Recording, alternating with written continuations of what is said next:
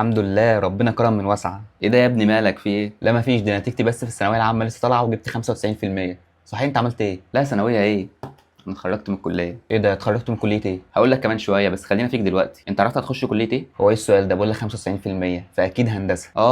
انت المجموع والمعيار بالنسبه لك؟ لا انت كده ممكن تخش كليه تضيعك. امال ازاي بقى المفروض اختار كليتي؟ بص يا سيدي، انا فاهمك ازاي تختار كليتك. اول حاجه هات ورقه وقلم واكتب فيها كل الكليات اللي انت مش عايزها، لان ده بيساعدك انك تقلل اختيارات في دماغك. يعني مثلا هات ورقه واكتب فيها مش عايز اخش هندسه ولا هندسه ولا هندسه ولا هندسه. خلاص يا عم، كفايه كفايه، انت رعبتني. خش في الخطوه الثانيه. بص، عشان احنا مجتمع بيهتم بالمسميات، فتاني خطوه انك ما تخشش كليه استخسار مجموع. بمعنى مش عشان انت جايب فوق ال 90 فلازم تخش كليه قمه. يعني مثلا لو انت علم رياضه مش لازم تخش هندسه، وحتى لو اهلك كانوا عايزين ده، لان محدش هيحاسب على اختيارك ده قدام غيرك انت. انت كلامك ده رعبني، فقول لي ايه اخر حاجه اعملها؟ بص، اخر حاجه واهمهم انك تختار كليه المجال بتاعها مطلوب في سوق العمل لمده سنين قدام، لان ده اللي هيساعدك انك لما تتخرج ما تتفاجئش من الماركت. فهمتك، ايوه عندك حق. بس انت ما قلتليش برضه، انت اتخرجت من كليه ايه؟ انا اتخرجت من هندسه.